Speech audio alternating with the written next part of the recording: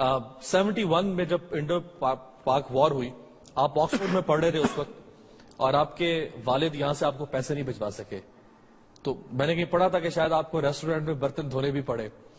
آپ کو آج کا جو یوتھ ہے اس میں یہ اسپرٹ نظر آتی ہے کہ اس نے کرمنل ایکٹیویٹیز میں نہیں جانا، اس نے محنت کرنی ہے، اس نے کمپرومائز نہیں کرنا.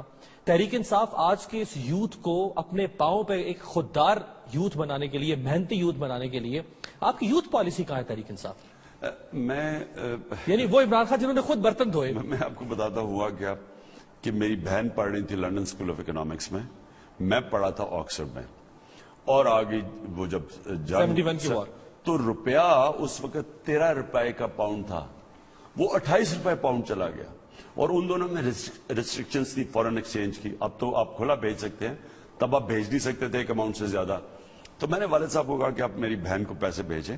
تو میں نے پھر ایک تو میں کرکٹ، تب تک میں پروفیشنل کرکٹر بنا، تھوڑا پیسہ وہاں سے کمایا، اور پھر میرے پاس جب پیسے ختم ہو گئے تو میں نے زندگی میں ایک دفعہ کام کی ہے.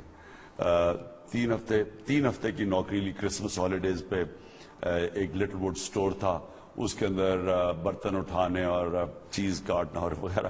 وہ اور بات ہے کہ 10 دن کے بعد انہوں نے مجھے نکال دیا تھا، میری لڑائی ہوگی کسی سے. لیکن مشکل وقت دیکھا ہوا ہے، اور انسان، کوئی بھی انسان دنیا میں کوئی بڑا جو بھی کرتا ہے سٹرگل کے بغیر نہیں کرتا، تو سٹرگل کرنی پڑی تھی. میرا یوتھ کے لیے میرا صرف سمپل یہ چیز ہے کہ یوتھ کو ایک تو اپنے کیریکٹر بلڈنگ کے اوپر میں دھرنے میں بار بار کوشش کرتا رہا. یہ سچائی ہے نا، سچ بولنا ہے، یہ بہت بڑی چیز ہوتی ہے ایک انسان کے اندر. یہ اس کو ریسپیکٹ دیتی ہے، اس کو طاقت دیتی ہے. سچ جو ہے، ایک سچا جو انسان ہوتا ہے اور جو سچی قوم ہوتی ہے، اس کی دنیا عزت کرتی ہے.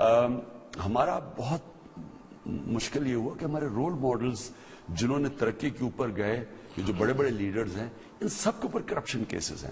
ہم کرپشن کو ایکسپٹ کر بچے ہیں، سوسائٹی کا حصہ. ایکسپٹیبلٹی پیدا ہوگی. یوتھ کو فائٹ کرنا چاہیے. ایک بریک شامل